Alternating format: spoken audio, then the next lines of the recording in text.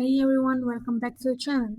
Before we get into today's drama, make sure to subscribe and turn on post notification so you never miss any of the latest influencer tea and drama. Okay guys, Natalie Reynolds just announced that she's pregnant, and you would think the internet would be completely focused on congratulating her and Zach. And honestly, at first it really was a sweet announcement. Natalie revealed that she and Zach had been trying to have a baby for around 6 months, and after taking pregnancy Me and Zach have been trying to have a baby, I want to say for like the last 6 months. And congratulations to them, seriously. But then Natalie started posting pregnancy content, and suddenly the conversation took a completely different turn. Because instead of people only talking about the pregnancy, viewers started accusing Natalie of copying other influencer couples. And I'm, and I'm not gonna lie, when I first saw the comments, I was like, wait, what exactly are people accusing her of copying? So I went down the rabbit hole. And there is actually a person, and there's actually a reason people are making these comparisons. Now, before we get into that, I want to make something very clear. I'm not saying Natalie copied anybody.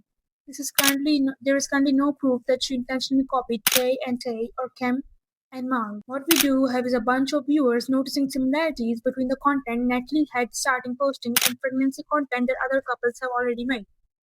And that distinction is really important. So let's go back to the beginning. Natalie's pregnancy announcement was pretty straightforward. She said that she and Zach had been trying for 6 months.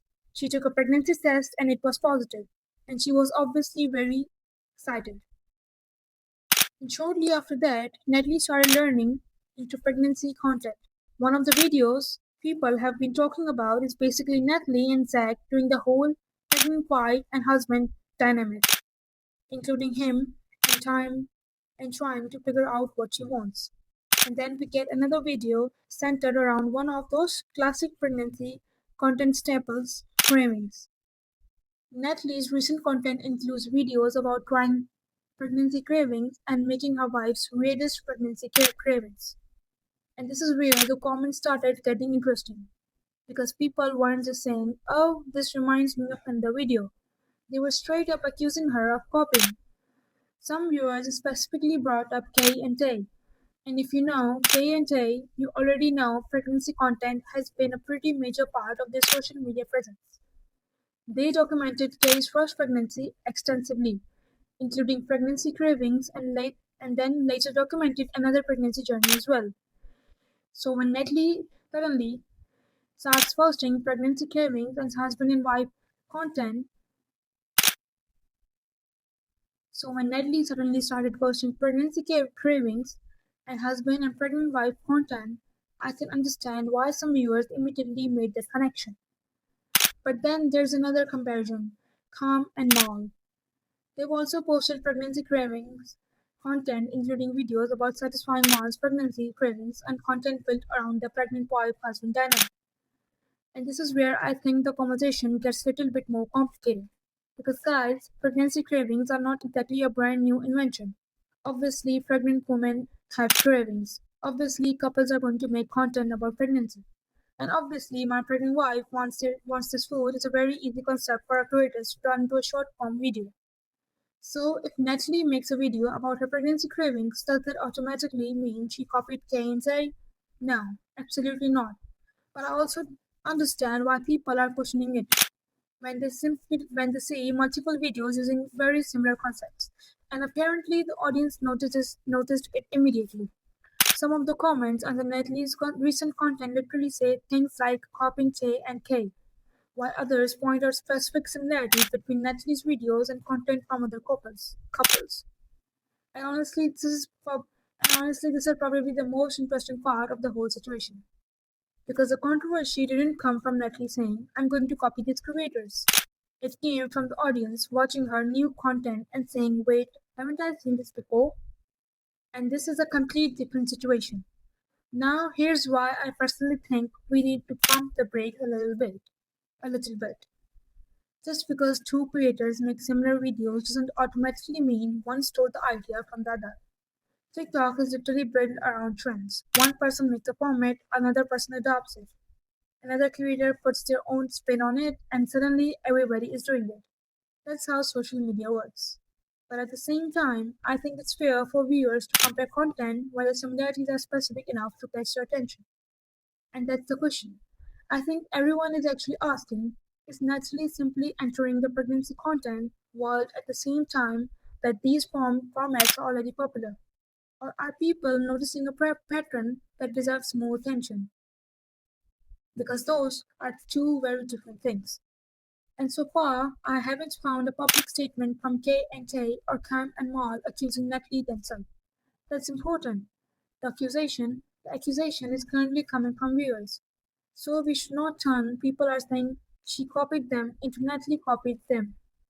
Those are not the same statement. And honestly, I think that makes this whole thing even more interesting because Natalie hasn't publicly had to defend herself against direct accusations from either couple, at least based on what I've been able to verify.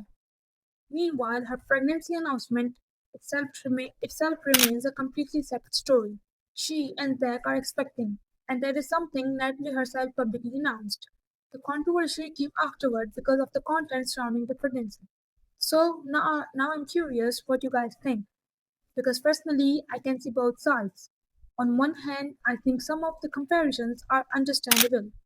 If you're a long-time viewer of K and Tay or Jam and Mal, and you've seen them make pregnancy craving content over and over again, you're obviously going to recognize similar formats when another couple starts doing them. But on the other hand, pregnancy content is one of the biggest categories on social media. So exactly where do we draw a line?